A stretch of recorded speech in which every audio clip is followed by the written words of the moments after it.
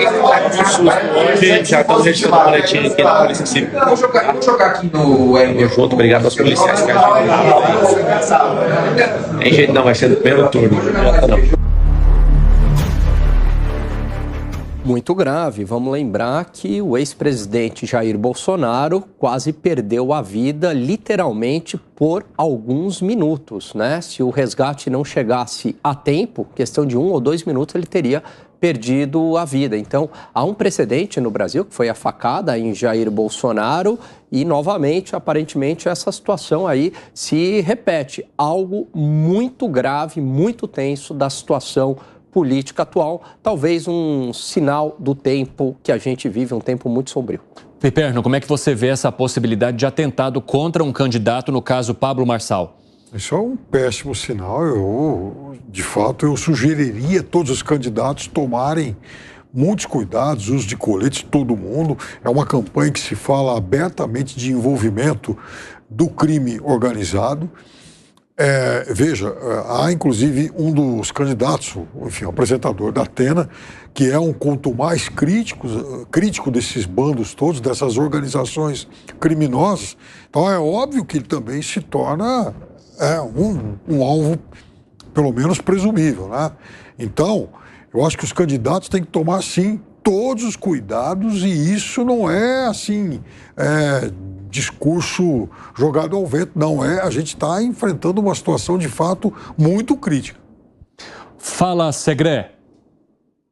Não, é grave. Tudo que tem a ver com segurança, em termos de candidaturas, eu lembro de candidatos, quando em outros países da América Latina vão com coletes antibalas, tivemos candidatos a presidente que foram assassinados, inclusive.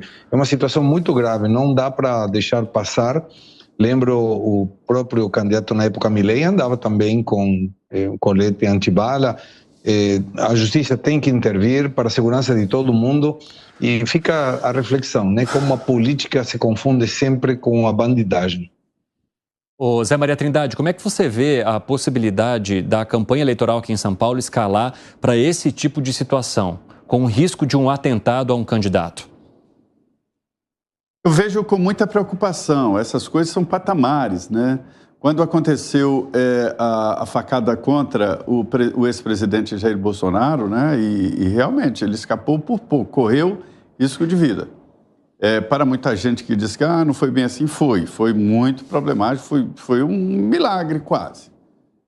Ele já me mostrou, suspendeu a camisa e me mostrou, para quem não acredita, o que aconteceu.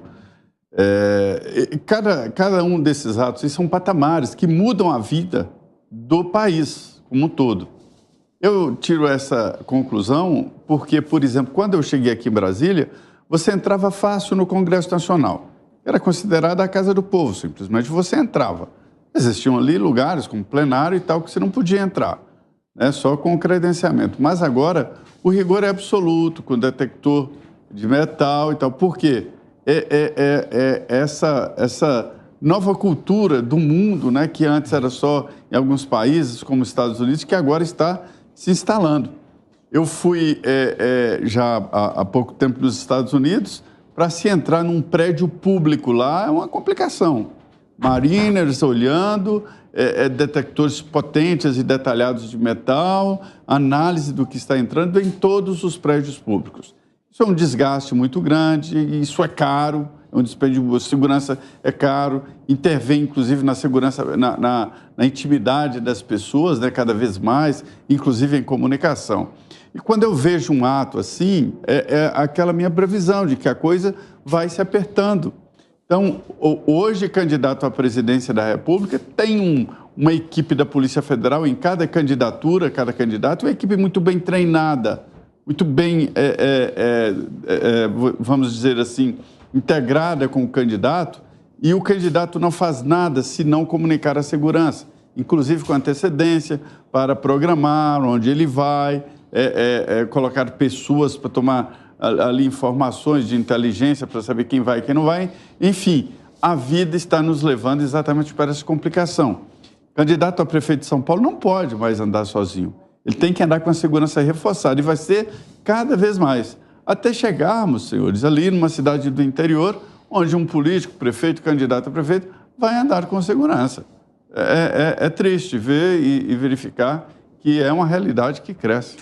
Olha, as informações que chegam aqui da campanha de Marçal é que os seguranças que estavam ali com ele visualizaram esse rapaz que estaria armado ali num carro. E ele estava numa padaria perto do Jardim Anália Franco, onde o Pablo Marçal estava cumprindo ali a sua agenda, né? Aquela região ali que fica na zona leste aqui de São Paulo. Quando houve a percepção, o cara acabou fugindo com o carro, os seguranças tentaram perseguir, mas depois foi a polícia quem acabou fazendo o trabalho ali. E Pablo Marçal aproveitou então que estava ali ao lado da padaria, foi ao banheiro do estabelecimento e colocou esse colete à prova de balas. Nós temos até uma foto aí que mostra depois essa campanha, continuando então com o Marçal no meio das pessoas, com esse colete à prova de balas. Dá para trazer a foto aí, gente, fazendo favor? Bota a foto aí para nós. Cadê? Vocês acabaram de mostrar aí enquanto o Zé Maria falava. Região nobre da Zona Leste. Assim que der, o pessoal coloca a foto aí para você acompanhar. Tá aí, ó, a foto do Pablo Marçal, então, de boné, né, e depois com o colete à prova de balas diante dessa situação.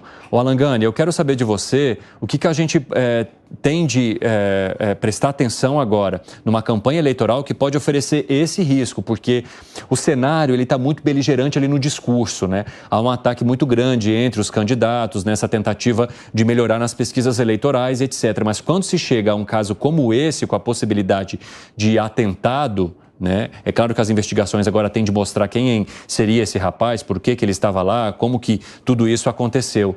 Mas isso já traz uma situação muito mais perigosa ali para a campanha eleitoral. Agora, às 5h32, o pessoal da rádio vai para um rápido intervalo.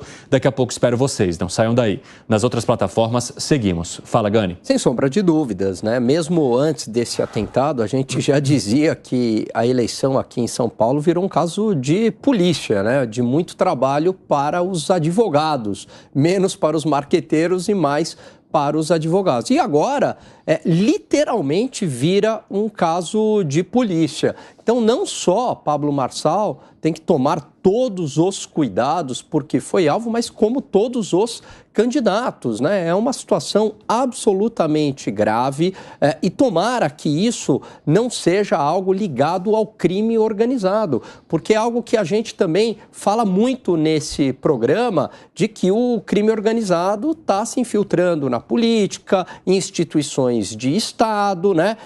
Caso contrário, isso aqui vai caminhar para o que é o Equador.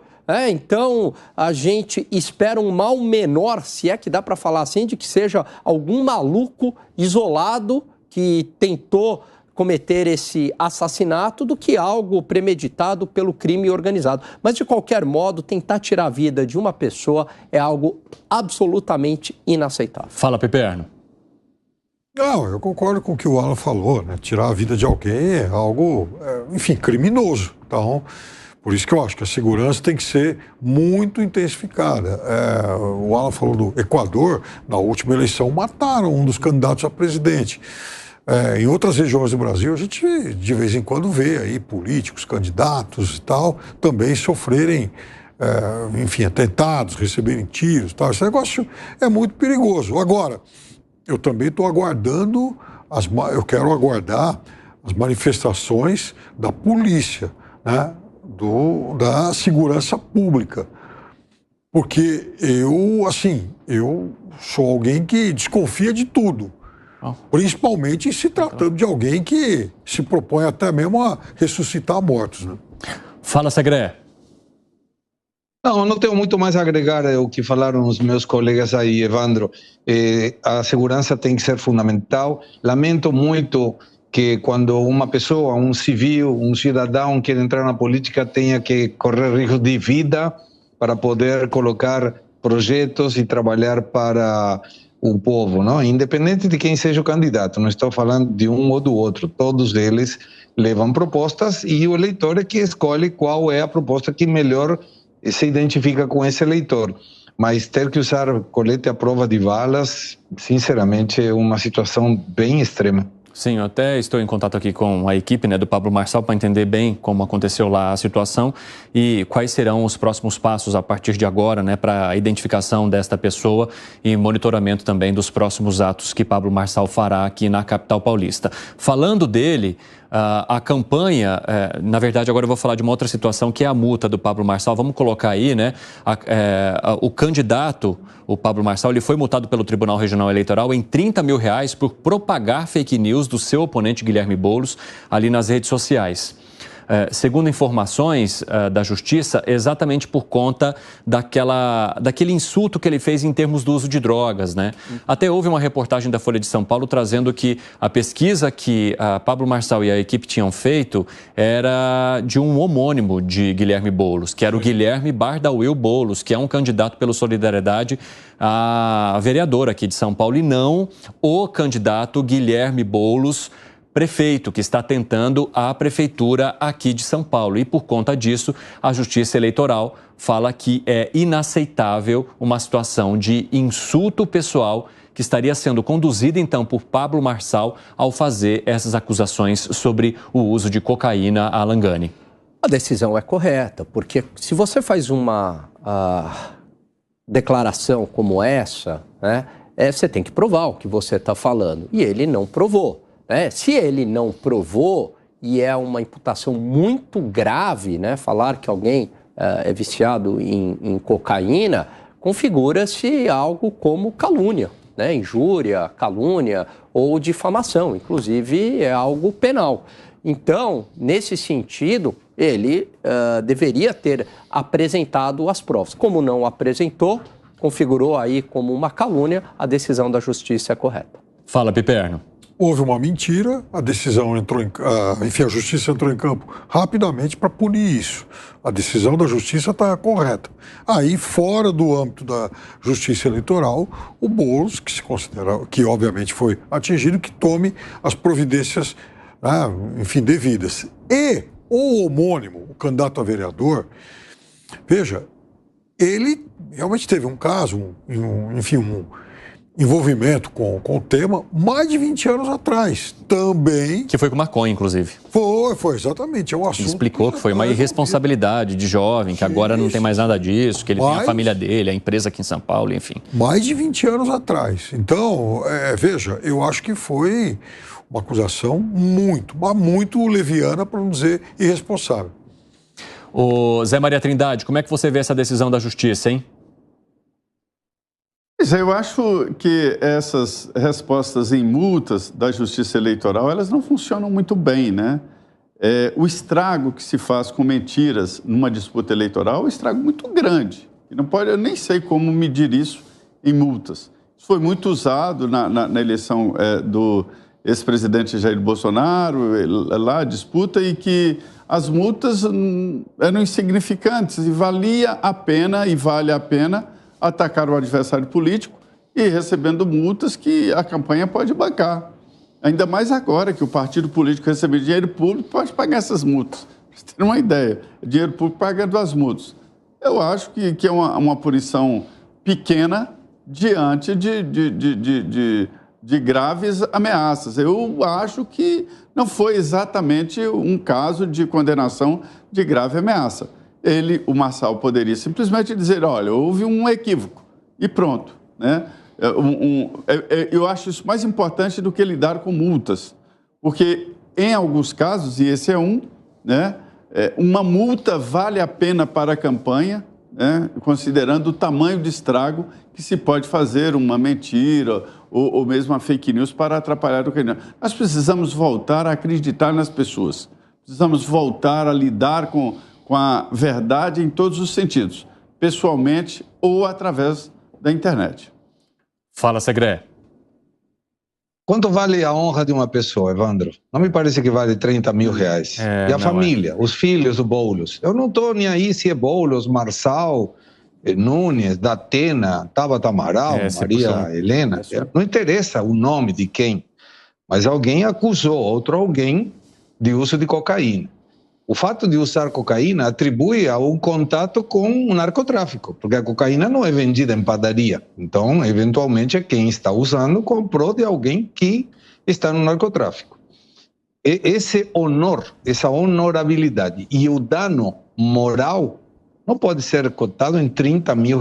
Me parece que deveria ser uma multa e uma exigência por parte daquele que se sente danificado, no caso Boulos, através do Tribunal Superior Eleitoral, o Tribunal Regional Eleitoral, não sei qual é o tribunal que compete a essa autoridade, a que faça um vídeo de retratação pedindo desculpas. Olha, foi um erro, nós entendíamos que era uma pessoa, era outra.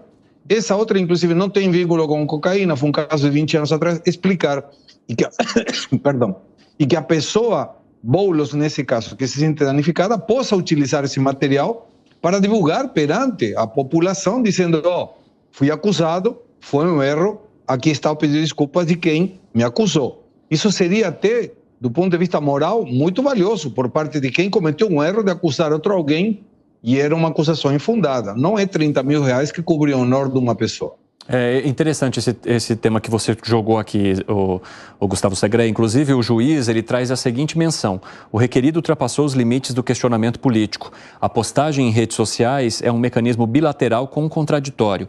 Propagar pelas redes sociais que o autor é drogado e já esteve inclusive preso portando drogas sem provas é ato afrontoso e, por isso, deve ser rechaçado pela Justiça Eleitoral. Arremate, Piperno, eu vi que você queria comentar ali para a gente poder seguir. Não, que depois o Segré falou em retratação, foi exatamente isso que eu pensei. Quer dizer, o valor ínfimo, né, muito pequeno, ok, ele pode ser discutido, mas eu acho que o fundamental é haver uma retratação e a Justiça Eleitoral ela pode fazer isso. Aí depois o Boulos vai para a Justiça Comum, que aí sim é onde realmente o Pablo Marçal acho que está sujeito a receber punições até maiores. Pessoal, e só para a gente arrematar as informações, né, sobre aquele homem armado que foi encontrado ali durante a campanha de Pablo Marçal, eu conversei aqui com a equipe que estava com Pablo Marçal. Eles me disseram que o cronograma seguiu normalmente, então Pablo Marçal passou pelos bairros Anália Franco, Tatuapé e Moca, todos ficam ali na zona leste aqui da capital paulista. Ele fez todo esse trajeto com o colete. Aí eu questionei a campanha deles se eles estão pensando em manter esse tipo de segurança também, não só a Pablo Marçal, mas as outras pessoas nos próximos compromissos diante dessa situação. Ele me disse que diante da tensão ali, né, e por ter sido muito recente, eles ainda não discutiram o que irão fazer nos próximos compromissos, mas disseram sim que Pablo Marçal pretende manter as agendas que estavam estipuladas e agora eles vão estudar se haverá necessidade de, neste caso, sempre utilizar o colete à prova de balas nos próximos compromissos.